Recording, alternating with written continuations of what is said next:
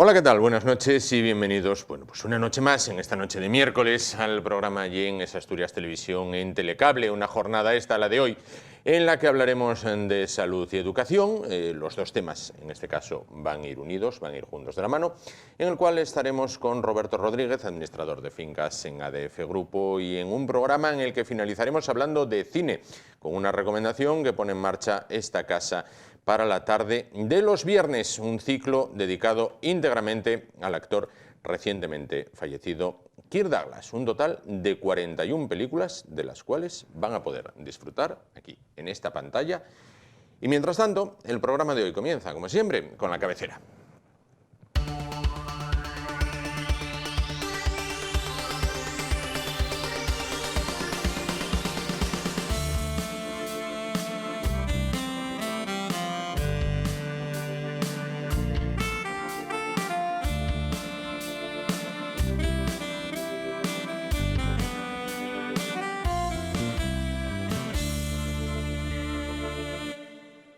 Bueno, comenzamos. Si en Asturias contamos la educación pública, la privada y la concertada, nos arroja unas cifras de un total de 120.000 alumnos, 120.000 escolares en este caso. Bueno, pues, ¿qué ocurre cuando uno de esos 120.000 alumnos se pone malo mientras está en el aula? Bueno, ¿qué ocurre? ¿Es el profesor o la profesora quien tiene que tomar la decisión de administrar algún medicamento? ¿Se debe llamar a los padres rápidamente? Bueno, pues, ¿cuál es la decisión a adoptar? Bueno, pues vamos a conocerlo dentro de un momento y vamos a conocer también un proyecto que ponen en marcha desde el Sindicato de Enfermería SATSE y desde el Sindicato de Educación AMPE, que no es otro que es que en cada colegio hubiera una enfermera, en cada centro educativo hubiera una enfermera. Esto lo hemos visto en películas norteamericanas, pero también podría darse en España, o podría darse más concretamente en Asturias. Para conocer este tema se encuentran esta noche con nosotros Belén García, es secretaria autonómica del sindicato SATSE. ¿Qué tal? Buenas noches. Hola, buenas noches. Y Gomersindo Rodríguez, que es el presidente de AMPE Asturias. ¿Qué tal? Buenas noches. Buenas noches. Bueno, ya les aviso que luego, al final, les preguntaré a cada uno por temas que tienen que ver más concretamente por su apartado profesional. Ahora vamos a hablar de lo del aula y salud. Vamos a ver, ¿qué ocurre si uno de los 120.000 escolares o 120.000 alumnos que hay en Asturias se pone malo en un colegio? A día de hoy. Bueno, en los centros educativos existe un comité de salud laboral que entiende de las enfermedades de los alumnos, porque los alumnos no solo se ponen enfermos como contingencia en el día a día, como contingencia sobrevenida, en cuyo caso los docentes adoptan las medidas oportunas en función de la gravedad o de la trascendencia que pueda tener esta enfermedad, administrando los primeros cuidados, llamando al 112 y, por supuesto, llamando a las familias. El problema está no en la contingencia, que está bien atendida, sino en la administración pautada, diaria, de medicamentos o de cuidados sanitarios. Esta es la principal queja que se hace desde el sindicato educativo y también desde SATSE, en el sentido de que los docentes no somos las personas adecuadas para administrar medicamentos, y esta es la propuesta de la administración, la propuesta irresponsable de la administración. Los docentes ni estamos cualificados ni tenemos las competencias para administrar medicamentos, porque pensamos que administrar medicamentos es dar una pastillita o dar una dosis de un jarabe a un niño, pero siempre puede haber reacciones alérgicas, atragantamientos.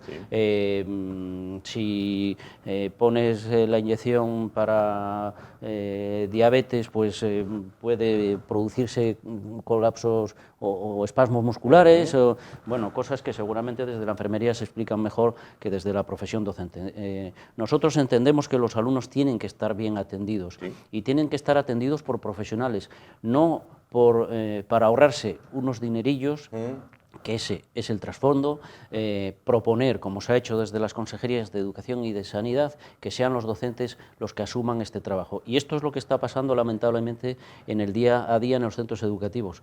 Somos los docentes los que estamos administrando esta medicación pautada a los niños, generalmente a los de menor edad, porque no son autónomos, y somos los docentes los que estamos adquiriendo esa responsabilidad civil por estar realizando una práctica que no nos corresponde, una práctica profesional profesional que no nos corresponde, con una responsabilidad civil, cuando no penal, si hay una mala praxis por nuestra parte.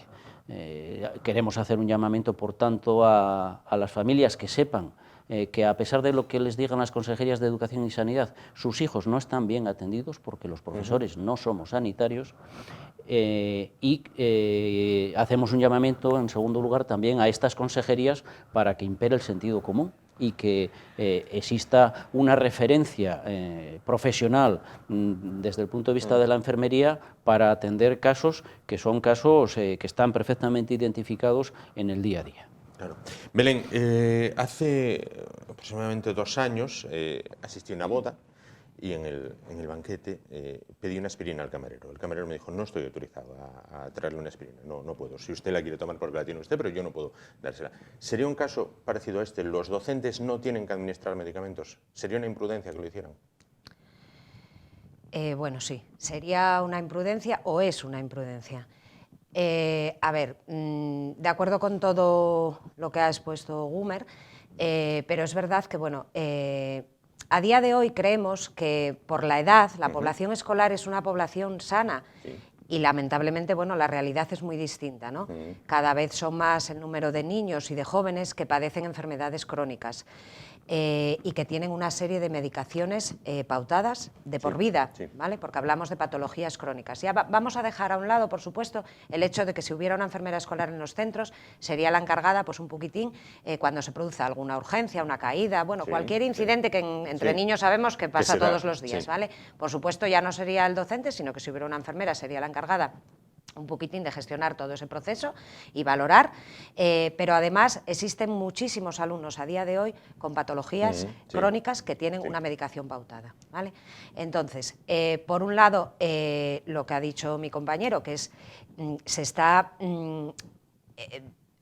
bueno, entre comillas, obligando o exigiendo una actividad a personas que no tienen esas competencias ni esa formación, pero en la figura de la enfermera escolar sí quiero decir que, bueno, que va, y nuestra reivindicación es mucho más amplia, ¿vale?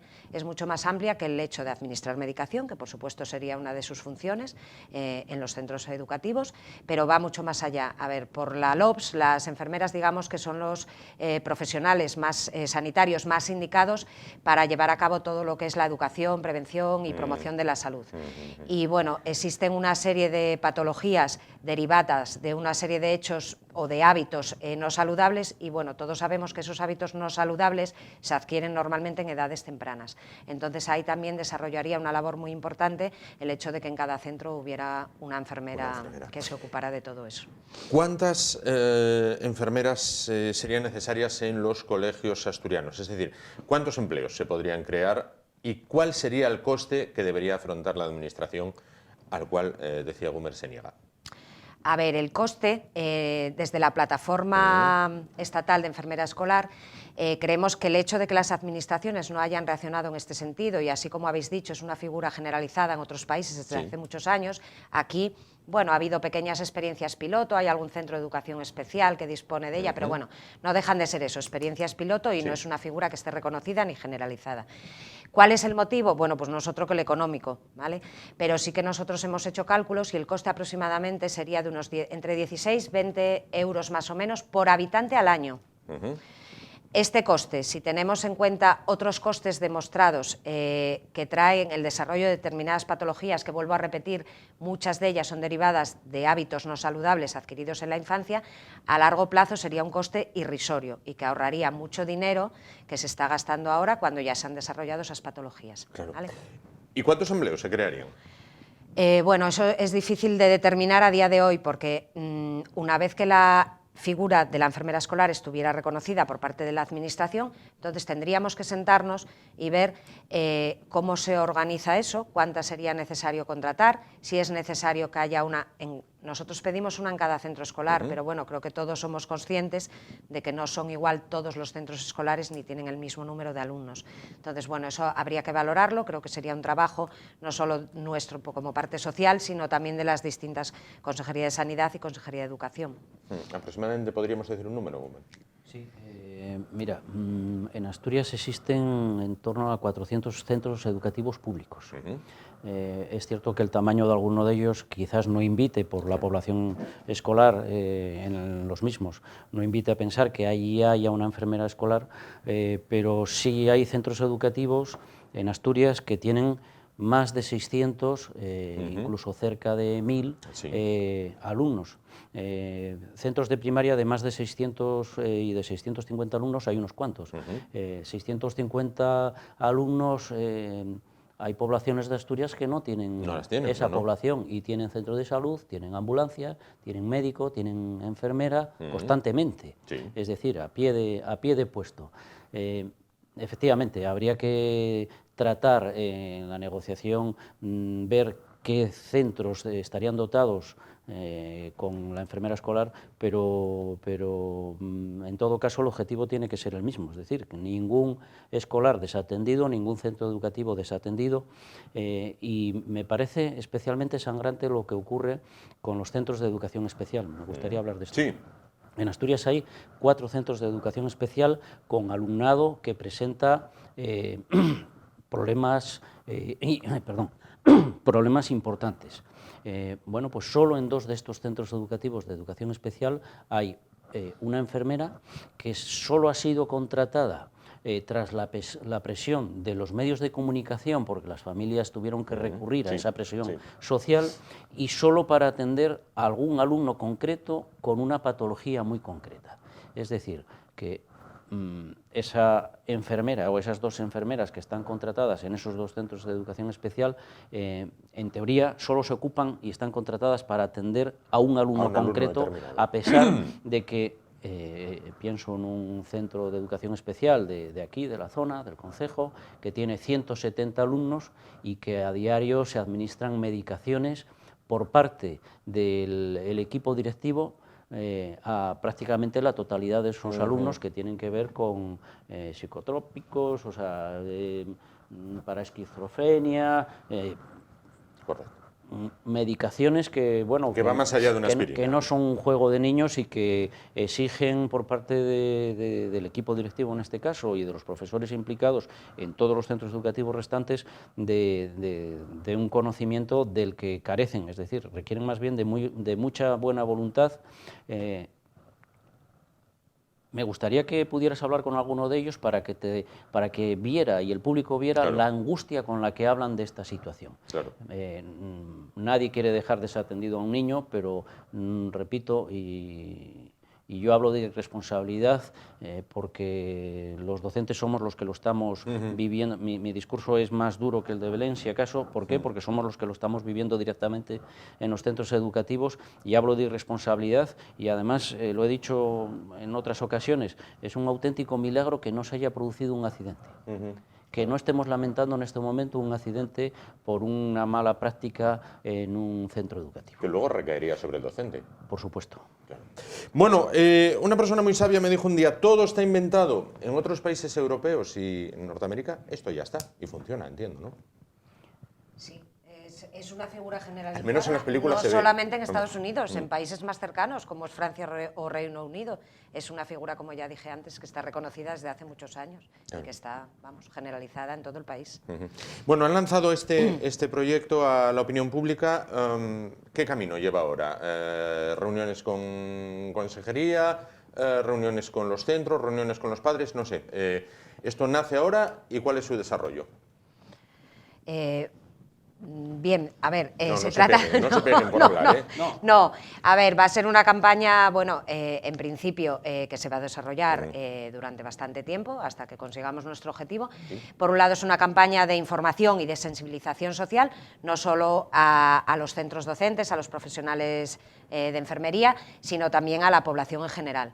En esa línea se van a distribuir folletos, carteles, bueno, todo tipo de publicidad, y, bueno, por supuesto, se va a realizar también también una recogida de firmas, se va a realizar una encuesta a la población para ver cuál es un poquitín el grado de aceptación de esta figura, que creemos que va a ser muy elevado, y luego, pues sí, efectivamente, por otra vía, aparte de la campaña de información y sensibilización, pues se van a iniciar contactos con todos los grupos políticos y con todos los gobiernos, digamos, no solo a nivel estatal, sino a nivel también en las autonomías, pues de las distintas consejerías, ayuntamientos, diputaciones, grupos políticos. Sí. ¿Hay alguna autonomía en España que ya lo tenga, como las transferencias están transferidas, valga la redundancia, a las comunidades?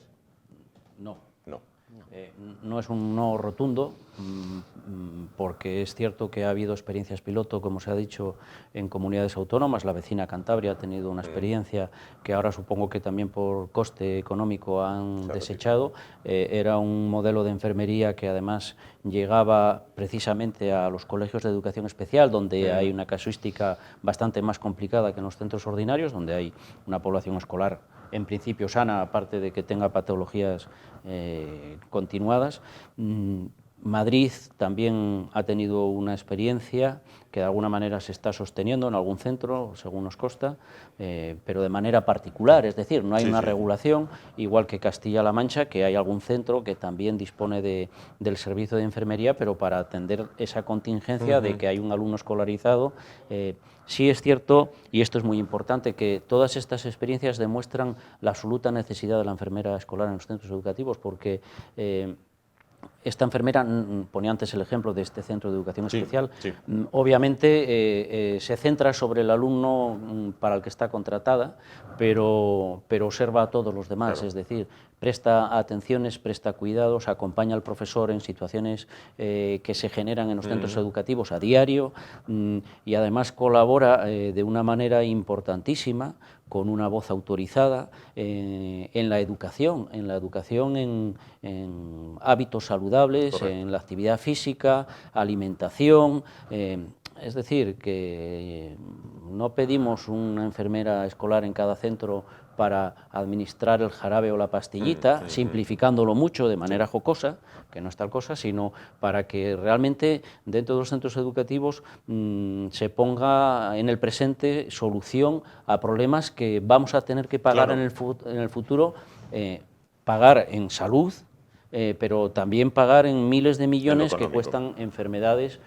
Había un ejemplo incluso, ¿no?, de lo que cuesta la diabetes, los tratamientos de diabetes, que son miles de millones. Eso solo una enfermedad. Es más, entendemos que es más oportuno prevenir que lamentar a posteriori, y este mensaje lo vamos a transmitir a toda la sociedad y también a los políticos, que son los que tienen que regular y establecer la norma. Y a ellos no solo los vamos a informar, sino que vamos a presionarlos de todas las maneras que podamos. Pues informaremos de ello, pero antes de que se vayan, quiero preguntarles a cada uno por temas que tienen que ver con su sector. Gumersindo Rodríguez, estamos ante el estreno de la enésima ley educativa. No sé cuántas hay, desde que volvió la democracia. No sé cuántas llevamos, a diferencia de los ansiados países nórdicos, donde hay pactos que duran la eternidad para los pactos educativos. Aquí cada tanto vamos a cambiarla. Me gusta esa presentación. Gracias. La enésima, realmente es la octava ley educativa. Esta nueva ley, la venden de esta manera, no es una ley nueva realmente, es una vuelta a los postulados de la LOE. La LOE es una ley del 2006, y por lo tanto yo califico a la propuesta, este proyecto de ley es un refrito de la LOE, y hablo de refrito porque además incorpora, en contra de lo que se está diciendo, incorpora bastantes elementos de la LOMCE. Es una ley que no avanza en las verdaderas necesidades del sistema educativo y que tampoco está inserta en el año en el que vivimos, en el 2020. Es decir, una ley de hace 14 años no es una ley que tenga los fundamentos necesarios para solucionar los problemas de la educación en este país, que son fundamentalmente dos: el fracaso escolar y el abandono escolar temprano. En estas materias, y después de 14 años, la LOE, que recordemos no está derogada, la LOMCE no la derogó, es una ley que se ha demostrado incompetente o insuficiente para poner coto a esos dos problemas, abandono escolar y fracaso escolar. Nosotros hemos sido muy críticos con la LOMCE y ambicionamos una ley mejor, pero volver a la LOE no es la receta. Y esta ley hay que hacerle al menos dos críticas. Una, que ve la luz, el proyecto, sí, ve la luz sin debate ni consenso. Se ha reunido la Mesa Sectorial de Educación en Madrid una vez para justificar un paripé, para justificar que realmente hubo una negociación que no se produjo. Se cita la recepción de 43.000 correos. El Ministerio, como todo diálogo, oiga, los correos, no sé cuál es qué enjundia tiene cada uno de estos correos, no sé si dicen algo constructivo o no. No diálogo, no debate y además se olvida del profesorado. Que es un capítulo pendiente de todas las leyes educativas. Sin el profesorado no hay desarrollo legislativo ni hay implementación en las aulas. Se nos obliga a un esfuerzo adicional con una nueva ley y no se propone nada para mejorar la manera en la que trabajamos. Empezando porque no hay una previsión, más que un futurible, de llegar al 5% de inversión. Esto es un objetivo de los de la nueva ley.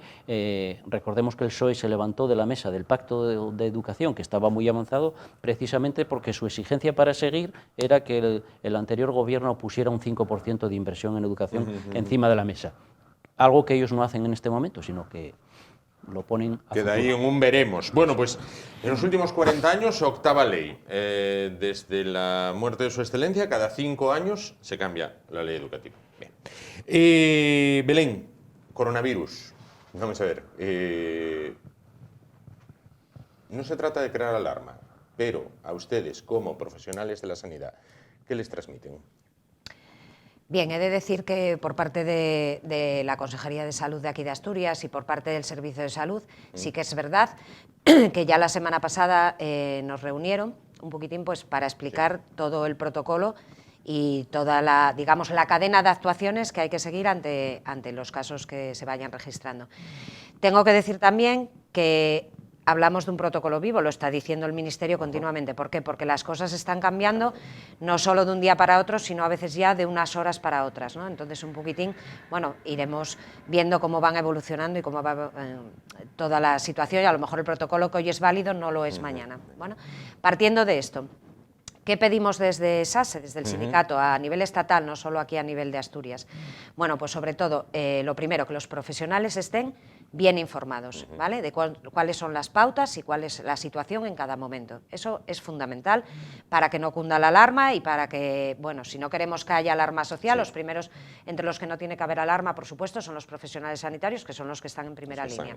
Eso desde luego. Y por otro lado, ¿qué pedimos? Desde luego que existan los equipos de protección individual adecuados para todo el personal que tenga que tratar con este tipo de situaciones, ¿no? Bien, yo quiero dar un mensaje de, pues eso, de tranquilidad. Quiero decir que tenemos unos profesionales, lo digo siempre eso, tenemos unos profesionales, unas enfermeras en concreto, que es el colectivo al que represento, muy bien formadas y muy bien preparadas, pero la parte que le corresponde a la administración no se la puedo quitar, y es que estén bien informadas en todo momento, eso es muy fundamental para que estén tranquilos y que dispongan de los equipos de protección adecuados. Claro. ¿Detectan intranquilidad de los pacientes en las consultas? A ver, yo creo que hubo más intranquilidad los primeros días de lo que está habiendo ahora, ¿vale?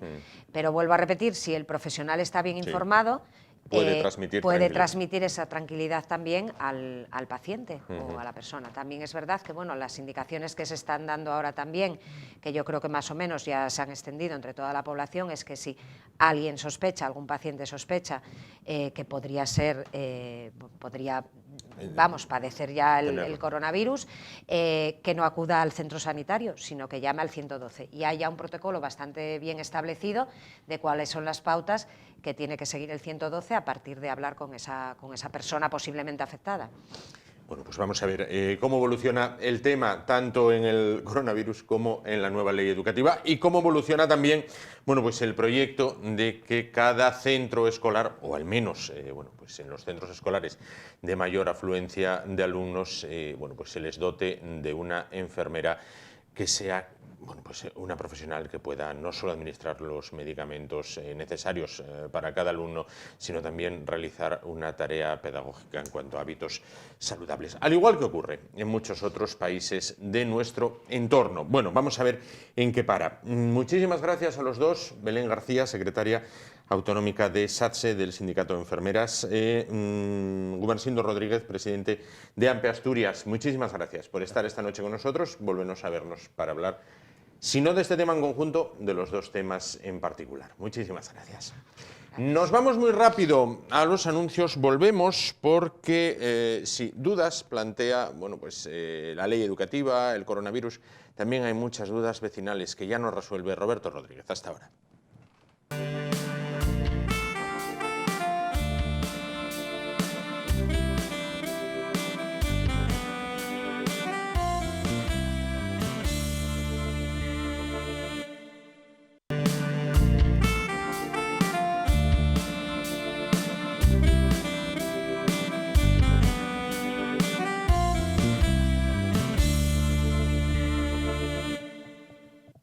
Bueno, vamos a continuar en este caso solventando dudas de aquellas personas que viven, bueno, pues en una comunidad de vecinos, que viven en un inmueble de pisos o que viven en una urbanización, bueno, cada cual a su modo, ¿no? Bueno, pues en este caso lo hacemos como siempre, mes tras mes, con ADF Grupo, que están, pues ya lo saben, esa administración de fincas en la calle Jersey City de Oviedo.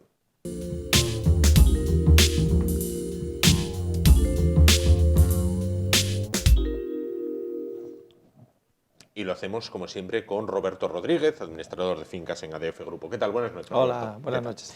Bueno, hablábamos en los últimos meses, allá por el mes de enero, que qué frío hacía, pues hablábamos del tema de las calefacciones, también de las posibles goteras en las cubiertas. Después, en febrero, que ya el frío continuó siendo mucho, bueno, pues hablamos acerca de las inspecciones a ITVs técnicas que tienen que pasar, bueno, pues los edificios y específicamente algunos de sus elementos.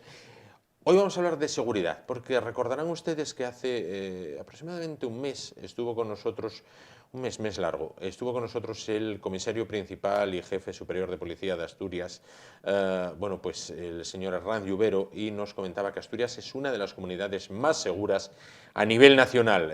Bueno, pues en toda España me parece que es solo por detrás de Extremadura la comunidad más segura. Así todo, bueno, pues hay que tener todas las precauciones del mundo. Roberto, sí. ¿Hay ocupas en Asturias? Vamos a ver, vemos muchas noticias en Barcelona, en la zona de Levante. Bueno, pero en Asturias, ¿hay ocupas también? ¿Hay bandas de ocupas en los pisos? Hay ocupas.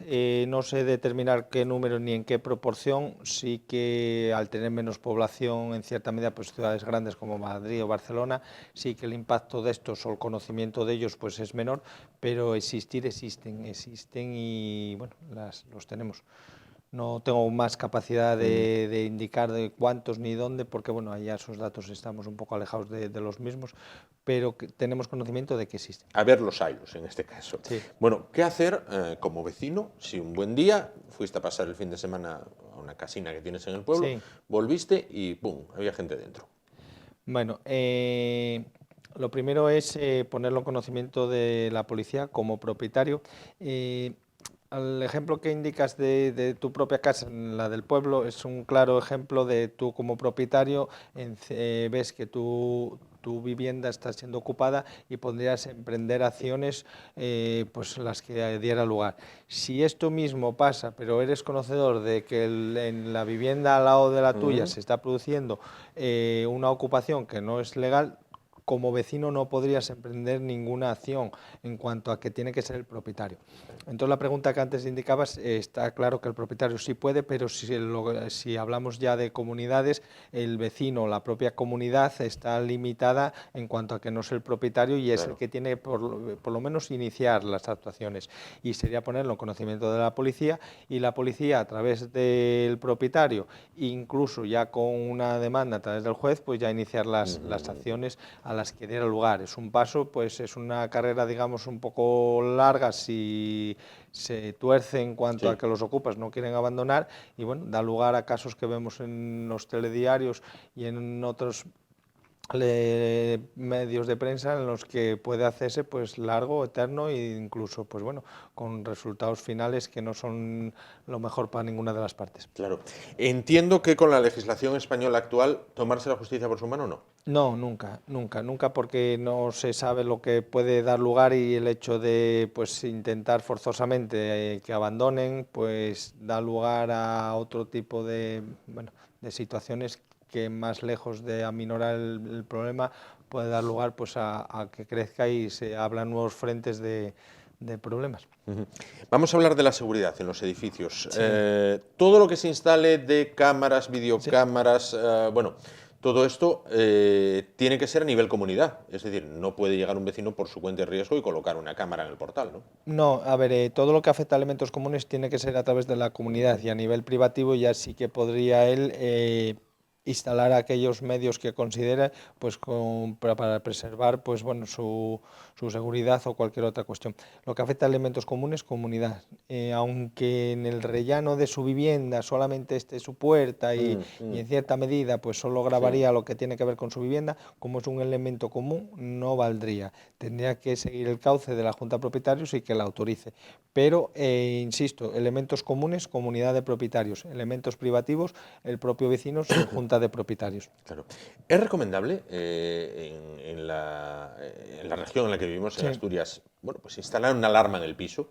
Bueno, todo lo que aumente la posibilidad de tener mayor seguridad, o en cierta medida evitar que se produzcan pues situaciones en las que no quisieran que se lleven a cabo, como robos o otras cuestiones, todo lo que signifique pues aumentar en seguridad vía alarma, vía cámaras, vía otro tipo de mecanismos, nunca está de menos. Sí es verdad que gozamos de la posibilidad de que, a través de lo que indican pues bueno, todas las estadísticas a nivel nacional de la situación en la que se encuentra Asturias, que no es precisamente la que más conflictividad existe en este tipo de situaciones, nunca está de menos.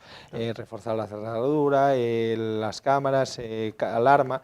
Entonces, bueno, dependiendo de la situación de cada uno, ya valoraría si llevarlo a cabo o no. Si dentro de casa pues existe una serie de elementos que bueno, son susceptibles de robo o en cierta medida de pérdida, que daría lugar pues a un quebranto que para la persona en concreto pues significaría pues mucho trastorno, pues a lo mejor él es más tendría que llevarlo a cabo en frente a otro. Pero bueno, habría que ver cada caso. De todas maneras, todo lo que sea mejorar en seguridad nunca está de menos. Claro. Por otra parte, las cámaras que se colocan, o las videocámaras que se colocan en las zonas comunes, Sí. ¿a dónde van esas imágenes? ¿Quién tiene acceso a las mismas? ¿Qué vigencia tienen? Bien, en el momento que se acuerda a través de Junta de Propietarios la instalación de unas cámaras, estas cámaras pueden darse dos casos: o bien que exista un sistema de grabación, o por el contrario, un sistema de visión en el que una persona que se encargue de ver constantemente pues qué está pasando. Pasa, por ejemplo, como bueno, a lo mejor en grandes superficies en las que, además de grabar, también existe la posibilidad de ver en tiempo real lo que está sucediendo, y en un momento dado, pues si algo se está perpetrando, pues poder pararlo a tiempo. En una comunidad, salvo de grandes dimensiones, esto sería pues bueno, un coste que no sufragarían, o en cierta medida irían inicialmente por lo que es un circuito cerrado de grabación. Y este circuito cerrado de grabación no puede tener acceso nadie, y existe una serie de medidas en las que tienen que garantizar pues que este fin para el que se ha puesto las cámaras cumpla su objetivo de, uno, de disuadir a las personas que en un momento dado pues quisieran perpetrar algo, y por otro lado, si en el caso de que se produjera, pues con estas imágenes da lugar a lo que tuviera que ser a través de la policía, juzgado o derivados. Pero no puede tener acceso nadie, hay que nombrar un responsable, y este responsable al final tiene que seguir un protocolo de actuaciones que no puede ver las cámaras a su antojo ni coger las imágenes para otros fines distintos, y en el momento que pasa un periodo de tiempo en el que se ha producido nada, hay que garantizar la destrucción de estas imágenes, porque ya se sobreentiende que ya no da lugar a tenerlas, porque lo que pudiera dar lugar no se ha producido, por lo que habría que borrarlo. Claro. Dicho responsable que dices hay que nombrar, ¿tiene que Sí. ser un profesional externo o puede ser el presidente de la comunidad o un vecino? Sí, podría ser, quiero decir, o el presidente, podría ser un vecino, o podría ser la empresa en la que tenemos contratado el sistema de cámaras, en lo que lleva también el mantenimiento del propio sistema, porque no solo instalar las cámaras, está claro que no lleva mucho mantenimiento, pero sí que algo de mantenimiento lleva. Habría que limpiar las lentes, habría que revisar que funcione, que está todo conectado. Bueno, una serie de mantenimiento que sin no ser muy laborioso sí que hay que llevarlo a cabo, y esa misma empresa podría ser la encargada, el responsable del fichero, y cuantas actuaciones esté obligada pues al tratamiento de esas imágenes. Claro. ¿Son muchas las comunidades en Asturias, en Oviedo, por ejemplo, que han instalado videocámara? Bueno, se van instalando. Sí es verdad que hay ciclos en los que, por lo que fuera, pues hay un aumento de robos, o con cierta regularidad, o atendiendo a otras cuestiones, que al final hace que las comunidades que en un momento dado pues no lo contemplaban acaban dando el paso y teniéndolo, aunque o les pase a ellos directamente o a edificios colindantes, más que nada pues bueno, para garantizar un poco la seguridad o prevenir. Y sí se está dando el caso de que se está, bueno, se está incluyendo en el orden del día este asunto, y son varias las comunidades que se van llevando a cabo, y bueno, cada vez más. Sí. ¿Es caro la instalación de estos sistemas? Bueno, no es del todo caro, es bastante abordable. Habría que ver la configuración del edificio, porque ya aparte de la instalación de la cámara, pues lleva un cableado, lleva un sitio en el que tiene que garantizar que no se pueda entrar cualquier persona ajena a esos datos, hay un disco duro, hay una fuente de alimentación, hay una serie de equipos que tienen que estar conectados a red, y todo esto pues al final bueno, puede encarecer un poco lo que es la instalación, pero bueno, no es un gasto desbordable, ni en cierta medida que comprometa pues bueno, los ahorros o las cuotas de la comunidad. Claro. En garajes y trasteros también hablamos, decimos cámaras y pensamos en el portal o en la escalera, pero en garajes y trasteros también sería colocable, ¿no? Lo normal, y yendo de menos a más, por regla general, los puntos críticos o por los que empezar a la hora de elegir los sitios donde se instala la cámara son los accesos al edificio. Accesos entendidos estos como la entrada del garaje, la entrada del portal, la entrada a zona de trasteros o cualquier otra entrada peatonal a la que desde afuera se acceda al edificio. Esos son los puntos críticos en cierta medida por los que habría que empezar. A partir de ahí, ¿se puede mejorar el sistema? Por supuesto. Podríamos ya dentro del propio edificio pues incorporar nuevas cámaras que en un momento dado, si pasan la primera línea de cámaras, por lo que fuera, con un pasamontañas o con una serie de a lo mejor de artilugios que no nos dé lugar a que determinar quién es o quién no es, a incrementar el número de cámaras para si en el transcurso del camino que lleve pues durante el edificio tengamos algún dato, pues más posibilidades tenemos o bien de que no se produzca lo que inicialmente tiene previsto, o aún produciéndose que tengamos más posibilidades de en cierta medida pues lograr capturar pues a los infractores. Entonces las cámaras, claro, lo que sí tenemos que hacer especialmente mención es que tiene que ser a zonas comunes siempre, no podemos grabar zonas privadas, y luego dentro de las zonas comunes pues lo que la comunidad quiera, podría ser incluso, bueno, ponemos el tope máximo y el símil de Gran Hermano, que decir, al final en cada esquina pues podemos poner una cámara, pero bueno, eso sí que incrementa bueno, el coste de mantenimiento. Entiendo que esto, en la instalación de las mismas, es como el horario a la calefacción. Si lo decide la Junta de Propietarios, no hay más que hablar. Podemos dar con el vecino rarito que dice, a mí no me graba nadie. No, a aguantarse, ¿no? Sí, a aguantarse. Lo que insistía es de zonas comunes. En el momento que se aprueba la instalación de las cámaras y esto cumple que está grabando zonas comunes, el propietario que en cierta medida pues no esté muy de acuerdo, al final es de obligado cumplimiento, porque prima más el interés general que el particular. y encima pues bueno, hay un respaldo legal en el que es posible y en cierta medida pues el propietario, pues preservando pues su intimidad, no tiene mucha capacidad de cambiar el acuerdo general o debidamente tomado porque el acuerdo lo respaldamos. Claro. Bueno, todo en aras de sentirse bueno, pues más seguro, más protegido. Así todo, bueno, insistimos, lo que decía la policía, ¿no? Estamos en una de las comunidades más seguras de España, afortunadamente, ¿no?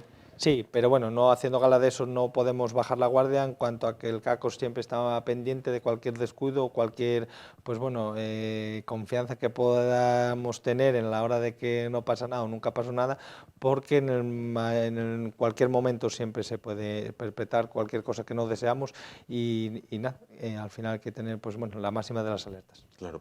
Pues Roberto Rodríguez, quiero finalizar como siempre preguntándote por ADF Grupo. Bueno, ¿qué nos puedes comentar? Bueno, os puedo comentar una cuestión que creemos que es importante y si es bien usada pues da mucha información a los propietarios y es el acceso a través de la plataforma de 24 horas de todo lo que pasa en la comunidad. Se pueden descargar facturas, se pueden descargar movimientos del banco, se pueden descargar actas, se pueden descargar recibos.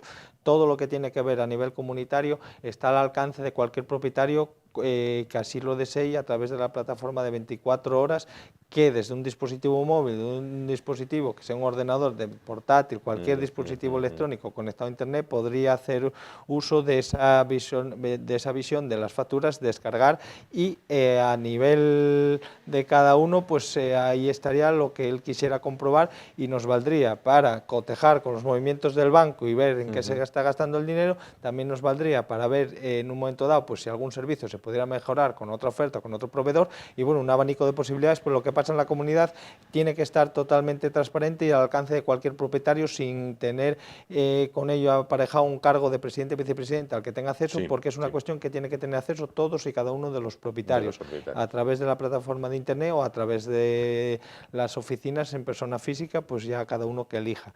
Pero bueno, la herramienta desde internet consideramos que es muy cómoda y muy accesible desde cualquier lado que estés y válida para todos. Claro, pues ya lo saben, toda la información de la comunidad en la palma de la mano, completamente accesible. En este caso, desde un terminal móvil, desde un teléfono móvil, en una palabra. Sí. Roberto Rodríguez, administrador de fincas en ADF Grupo, en la calle Jersey City de Oviedo. Muchísimas gracias por estar con nosotros esta noche. Nos vemos el mes que viene. A ustedes les vemos dentro de un momento, cuando volvamos de los anuncios y continuamos el programa de hoy. Hasta ahora.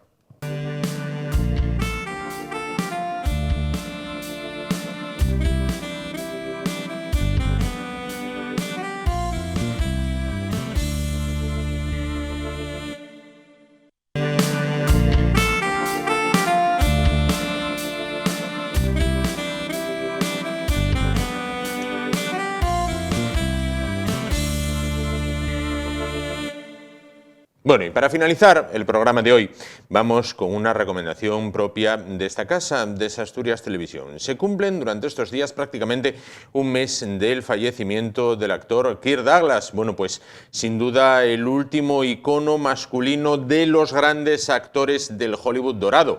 Femenino todavía queda Olivia de Havilland, que ya sobrepasa los 100 años. Bueno, pues como decimos, coincidiendo con el mes del fallecimiento de este genial actor, bueno, pues esta casa va a poner en marcha un ciclo de cine compuesto por 41 películas protagonizadas por Kirk Douglas. Ciclo de cine que se inicia este viernes a las 4 de la tarde y cuya redifusión de dichas películas tendrá lugar los domingos a las 3:30 de la tarde. Bueno, ¿qué películas vamos a ver, entre otras, dentro de estas 41 películas?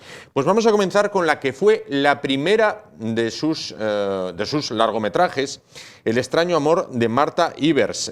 También les ofreceremos, como no, Camino de la Horca, Espartaco, que tendrá lugar la emisión de la misma en esta casa durante Semana Santa, lógicamente. Después tendremos Hombres olvidados, La pradera sin ley, El loco del pelo rojo, que recrea la vida del pintor Van Gogh, Duelo de titanes, Senderos de gloria, una película polémica en su día y por la que ganó muchísima fama, Los vikingos, también otra película icónica de Kirk Douglas, También otras como Cactus Jazz, Saturno 3, Una familia de locos, La última escapada y Retorno al pasado. Como decimos, un total de 41 películas para la tarde de los viernes y la tarde de los domingos. Espartaco es quizás la película más conocida, quizás también la más larga de todo este ciclo, son casi 3 horas de película.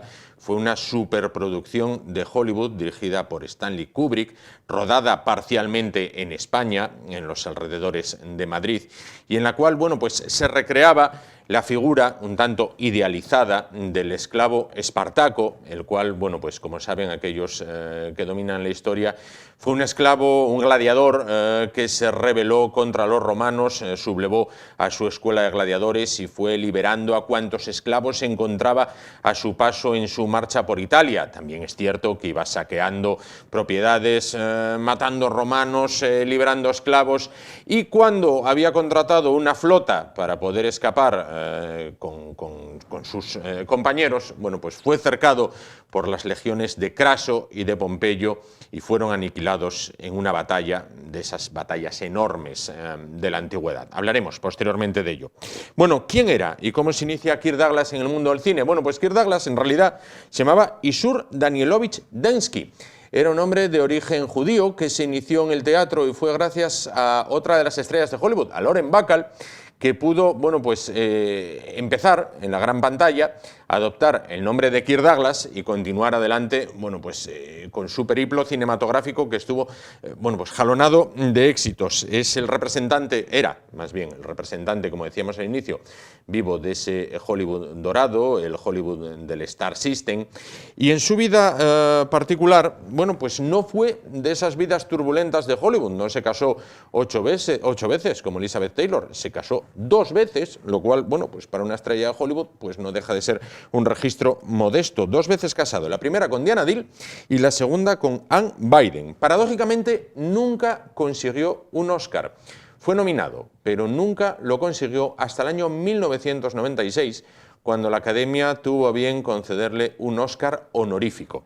Bueno, quizás la rumorología existente en torno a Hollywood le tachaban en aquella época de la caza de brujas, del macartismo, bueno, le tachaban de ciertas tendencias comunistas y quizás esto fue lo que le impidió pues alzar esa preciada estatuilla dorada que siempre es el anhelo de los actores y de las actrices de Hollywood. Como intérprete, además de en Espartaco, 2 personajes icónicos, lo decíamos antes, el loco del pelo rojo, recreando la figura del pintor Van Gogh, y también la del coronel protagonista de Senderos de Gloria. Bueno, pues una película tremendamente polémica, ya que recrea lo que es un motín de tropas francesas durante la Primera Guerra Mundial, también basado en hechos históricos. Los soldados franceses, hartos de morir como perros en las trincheras del frente occidental en la Primera Guerra Mundial, bueno, pues llegaron en algunos casos a rebelarse contra los mandos y esta rebelión les condujo indefectiblemente hacia el paredón de fusilamiento. Padre de una saga de actores, en este caso de Michael Douglas, que sí consiguió el Oscar, y también uno de sus nietos, Cameron, bueno, pues ya ha hecho también sus apariciones en el cine y en la televisión. En el testamento no dejó nada a sus hijos, quizás debido a esos orígenes humildes. Era hijo, Kirk Douglas, o Isur Danielovich Densky, era hijo de un trapero. Bueno, pues lo pasó verdaderamente mal para salir adelante en su infancia y en su niñez, y ahora, con su fallecimiento, no dejó nada a sus hijos, si bien, bueno, pues los hijos también están pues sólidamente acomodados en lo económico. Como curiosidades, como anécdotas, las mismas tienen que ver con la película de Espartaco. Como decíamos, gran parte de la misma, o una parte de la misma, se rodó en Madrid, se rodó en los alrededores de la capital de España, porque el director Stanley Kubrick quería culminar esta obra con una gran batalla, con una batalla de esas épicas que se recuerdan en muchas películas de Hollywood. Y en la misma participaron 8.000 soldados españoles, el equivalente a 2 legiones romanas, o más de 2 legiones romanas. Se pusieron a las órdenes de Kubrick, pues soldados que en aquel momento estaban haciendo la mili, bueno, pues abandonaron sus uniformes verde oliva para cambiarlos por el traje de legionarios romanos. se pusieron a las órdenes de Stanley Kubrick y rodaron esa película. Si bien el por entonces jefe del Estado, el general Franco, solamente puso una condición, y era que ninguno de sus soldados podía aparecer como muerto o derrotado en el transcurso de la batalla. Batalla, como comprenderán, que ganaron los romanos. Bueno, son solo algunas pinceladas de lo que va a ser el protagonista de esta temporada de cine en esa Asturias Televisión. Todos los viernes a las 4 de la tarde, ciclo de cine con Kirk Douglas como protagonista, redifusión los viernes a partir de las 3:30. Les invitamos a que vean con nosotros estas 41 películas. Y ahora nos vamos, porque quien pide paso es Javier Neira, desde el Búnker de la Libertad, que ya nos espera con sus invitados. Les vemos mañana a las 10 de la noche. Gracias por su atención. Que descansen.